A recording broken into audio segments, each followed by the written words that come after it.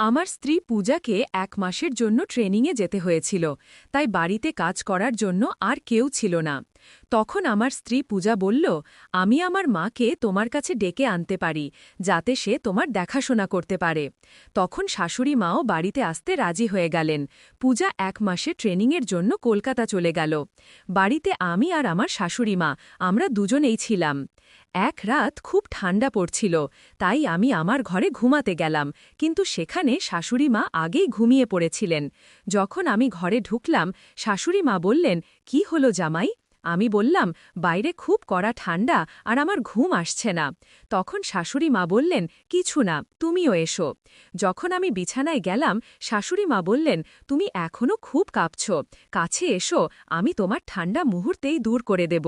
তারপর শাশুড়ি মা কাছে এলেন এবং বললেন, জামাই, এখন লজ্জা করো না। এবং অবিরাম বন্ধুরা, আমার নাম সুনীল, আমার বয়স ২১ বছর, আর সম্প্রতি আমার বিয়ে হয়েছে পূজার সাথে। সে একটি সরল, সাধারণ আর ভোলা মেয়ে। যখন আমাদের বিয়ে ঠিক হলো, আমি ভেবেছিলাম আমি আমার স্ত্রীকে খুব খুশি রাখব। কিন্তু যখন আমি মেয়ে দেখতে গেলাম, যে মেয়েটি স্বাগত জানাতে দাঁড়িয়েছিল, তাকে দেখে আমার মনে হলো এই সেই মেয়ে যাকে আমি পছন্দ করব। আমি তাকে তখনই পছন্দ করে ফেললাম, কিন্তু পরে জানতে পারলাম সে মেয়ে নয়, তার মা। এরপর মেয়ে দেখার প্রক্রিয়া শেষ হল এবং আমাদের বিয়ে হয়ে গেল। আমার শাশুড়ি মায়ের নাম করিশ্মা, তিনি দেখতে খুব সুন্দর আর আকর্ষণীয়। আমার নজর প্রায়ই তার দিকেই থাকত। তার কথা বলার ভঙ্গি খুবই নরম আর মিষ্টি ছিল।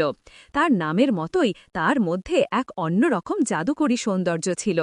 তার বয়স বেশি হলেও তাকে দেখে কেউ বলবে তিনি ৩০-এর কাছাকাছি বয়সের। তার গোড়া রং, নরম চেহারা আর হাসি খুবই সুন্দর ছিল। তার শাড়ি পরার স্টাইল আমার ওপর গভীর প্রভাব ফেলেছিল। বিয়ের প্রথম দিনেই তিনি আমার দৃষ্টি আকর্ষণ করেছিলেন। আমার শ্বশুর ছিলেন না, তাই বিয়ের পর শাশুড়ি মা আমাদের সাথেই থাকতেন। আমার শালা বিদেশে চাকরি করতেন এবং সেখানেই স্থায়ী হয়ে গিয়েছিলেন। তিনি শাশুড়ি মাকেও তার কাছে ডেকে নেওয়ার কথা বলতেন, কিন্তু শাশুড়ি মা বিদেশ যেতে রাজি হতেন না। শ্বশুরের মৃত্যুর ২ বছর হয়ে গিয়েছিল। তখন থেকে আমার স্ত্রী পূজা আর আমি দুজনেই বাড়িতে থাকতাম। বিয়ের পর আমার স্ত্রী পূজা, যিনি আগে থেকেই পড়াশোনায় মেধাবী আর ট্যালেন্টেড ছিলেন, তিনি একটি বড় চাকরির সুযোগ পেলেন। কিন্তু চাকরির জন্য তাকে ১ মাসের ট্রেনিংয়ে কলকাতা যেতে হয়েছিল। কলকাতায় তার থাকা খাবার ব্যবস্থা কোম্পানি করে দিয়েছিল, কিন্তু তার যাওয়ার পর আমার জন্য বাড়িতে খাবার বানানো কঠিন হয়ে পড়ত। তখন পূজা পরামর্শ দিল যে আমরা শাশুড়ি মাকে আমাদের কাছে ডেকে নিতে পারি, এতে আমারও কোনো সমস্যা হবে না। আমি তার পরামর্শ পছন্দ করলাম, কিন্তু শাশুড়ি মা কি বলবেন তা ভেবে আমি একটু চিন্তিত ছিলাম। যখন পূজা শাশুড়ি মাকে সব ব্যাপারটা বুঝিয়ে বলল, তিনি বললেন, আরে এ তো খুব ভালো কথা, তুমি নিশ্চিন্তে ট্রেনিংয়ে যাও, আমি জামাইয়ের পুরো খেয়াল রাখব। তার কথা শুনে আমিও ভালো লাগল। পরের দিন আমি শাশুড়ি মাকে গ্রাম থেকে শহরে নিয়ে এলাম। তিনি এতদিন গ্রামেই থাকতেন আর শহরের পরিবেশ থেকে একেবারেই অজানা ছিলেন। যখন আমি তাকে বাড়ি দেখালাম, তিনি বললেন, জামাই, তুমি তো খুব সুন্দর বাড়ি বানিয়েছ আর অনেক উন্নতি করেছ। তিনি আমার গাড়ি আর নতুন বাড়ির অনেক প্রশংসা করলেন। তার কথায় আমি ভেতরে ভেতরে খুব খুশি হচ্ছিলাম। পরের দিন পূজাকে ট্রেনিংয়ে যেতে হয়েছিল। সে রাতেই তার প্যাকিং শেষ করল। সকালে আমরা ৩ জন তাকে স্টেশনে নামিয়ে দিতে গেলাম। তাকে বিদায় দিয়ে ফেরার পথে শাশুড়ি মা বললেন, জামাই, এখন আমরা বাইরে আছি, বাজার থেকে সবজি কিনে নিই। আমি সঙ্গে সঙ্গে গাড়ি বাজারের দিকে ঘুরিয়ে দিলাম। সেখানে শাশুড়ি মা যখন সবজি কিনছিলেন, প্রতিটি সবজি খুব মনোযোগ দিয়ে বেছে নিতেন আর প্রতিবার একটু একটু দরদাম করতেন। তার এই অভ্যাস আমার খুব পছন্দ হল। আমি শাশুড়ি মাকে বললাম, শাশুড়ি মা, পূজা তো কখনো সবজি বেছে নেয় না, দোকানদার যা দেয় তাই নিয়ে নেয়। এতে শাশুড়ি মা বললেন, আরে সে এখনো ছোট, এসব জিনিসের তেমন বুঝ নেই। আমি বললাম, আচ্ছা, এমনই। তারপর আমরা বাড়ি ফিরে এলাম। বাড়ি এসে আমি শাশুড়ি মাকে বললাম, শাশুড়ি মা, আপনি ভেতরের ঘরে ঘুমিয়ে নিন, আমি হলেই ঘুমিয়ে নেব। এতে শাশুড়ি মা বললেন, আরে না, আপনি আপনার ঘরে ঘুমান, আমি হলেই ঘুমালাম। শেষ পর্যন্ত আমি হলেই ঘুমালাম। সকালে যখন আমি উঠলাম, দেখলাম শাশুড়ি মা আমার আগেই উঠে বাড়ির কাজ করছেন। আমি রোজের অভ্যাস মতো পূজাকে গুড মর্নিং বলতে শুরু করলাম। তখনই শাশুড়িমা বললেন, জামাই, আমি পূজা নই, আমি তোমার শাশুড়ি মা। আমি আমার কথা পাল্টে বললাম, আরে হ্যাঁ, দেখুন না শাশুড়িমা, এটা আমার রোজের আদত আছে শাশুড়িমা। শাশুড়িমা আগে থেকেই চা বানিয়ে রেখেছিলেন। তিনি চায়ের কাপ হাতে নিয়ে ওড়না ঠিক করতে করতে আমার কাছে এলেন। তিনি বললেন, এখন আপনাকে নতুন অভ্যাস গড়তে হবে। আমি বললাম, আচ্ছা, কেমন অভ্যাস? তিনি বললেন, চলুন আগে চা পান করুন, আমি আপনার জন্য বিশেষ মশলাযুক্ত চা বানিয়েছি। আমি চা পান করলাম এবং সেটা সত্যিই খুব সুস্বাদু ছিল। শাশুড়িমা জিজ্ঞাসা করলেন, জামাই, চা কেমন লাগল? আমি বললাম, সত্যিই খুব ভালো হয়েছে, মশলাদার, ঠিক আপনার মতো। তিনি বললেন, আমার মানে? আমি বললাম, আপনার মতো মিষ্টি আর প্রিয়। তারপর আমি হাসতে লাগলাম, আর তিনি বললেন, আপনার কথায় মিষ্টতাও কম নেই। আমি মজা করে বললাম, আপনি তো সবসময় আপনার মেয়ের পক্ষই নেবেন, জামাইয়ের পক্ষ নেবেন কেন? এ শুনে আমরা দুজনেই জোরে হেসে উঠলাম। আমি গোসল করতে গেলাম, কিন্তু আমার দৈনন্দিন অভ্যাস অনুযায়ী তোয়ালেটা বাইরেই রেখে দিয়েছিলাম। যখন গোসল করতে গেলাম তখন বুঝতে পারছিলাম না তোয়ালেটা কিভাবে আনব। আমি জোরে ডাকলাম, মামি, মামি। শাশুড়িমা এলেন এবং কিছু না বলেই তোয়ালেটা আমার হাতে দিয়ে দিলেন। আমি বুঝতে পারলাম না যে তিনি কিছু না বলেই কিভাবে বুঝলেন যে আমার তোয়ালে দরকার।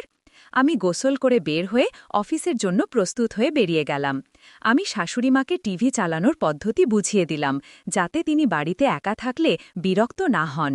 সন্ধ্যায় যখন বাড়ি ফিরলাম তখন দেখলাম শাশুড়িমা টিভি দেখছেন। আমাকে দেখে তিনি নিজেকে সামলে নেওয়ার চেষ্টা করলেন। আমি বললাম, মনে হচ্ছে আপনি গোসল করেননি? তিনি বললেন, হ্যাঁ, আমি তো গোসল করেছি। আমি বললাম, কিন্তু আপনি শাড়ি বদলাননি, তাই মনে হলো আপনি গোসল করেননি। শাশুড়িমা বললেন, জামাই, সত্যিই আমার ভালো লাগলো যে আপনি ছোট ছোট বিষয়েও এত খেয়াল রাখেন। আমি বললাম, আরে, খেয়াল রাখা তো বটেই, শেষমেশ বাড়িতে এখন আমরা দুজনই আছি, আর আপনার দেখভাল করা আমার দায়িত্ব। আমি হাত মুখ ধুয়ে টিভি দেখতে বসলাম, তখন শাশুড়িমা আমার জন্য চা বানাতে চলে গেলেন।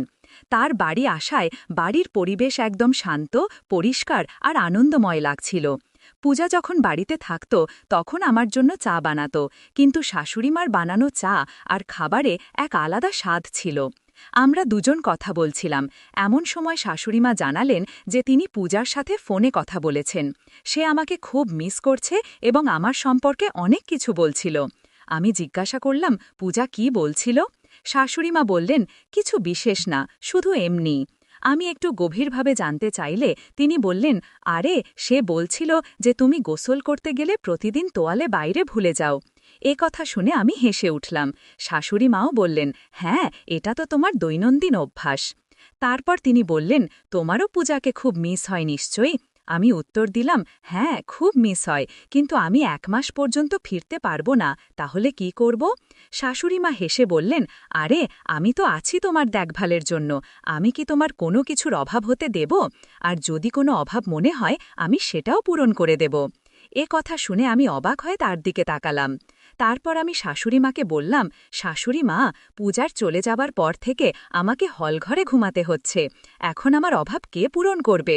শাশুড়িমা উত্তর দিলেন, জামাই, আপনি টেনশন নেবেন না, যদি হলঘরে ঘুমাতে অসুবিধা হয় তাহলে আপনি ঘরে এসে ঘুমাতে পারেন, আমার কোনো সমস্যা নেই। আর যাই হোক, সেই বিছানা বেশ বড়। তার কথা এমন কিছু ছিল যা আমি বুঝতে পারছিলাম না। আমি তাকে বললাম, ঠিক আছে। তারপর আমরা দুজন একসাথে খাবার খেলাম। শাশুড়িমা খাওয়ার পর নিজের কাজে ব্যস্ত হয়ে গেলেন এবং পরে ঘরে এলেন। তিনি আমার জন্য 1 গ্লাস দুধ নিয়ে এলেন। আমি বললাম, শাশুড়িমা, আমার সন্ধ্যায় দুধ পান করার অভ্যাস নেই, কিন্তু তিনি খুব জোর করতে লাগলেন, তাই আমি দুধ পান করলাম। এরপর তিনি বিছানার একপাশে শুয়ে পড়লেন আর আমি অন্য পাশে। আমাদের মধ্যে বেশ দূরত্ব ছিল।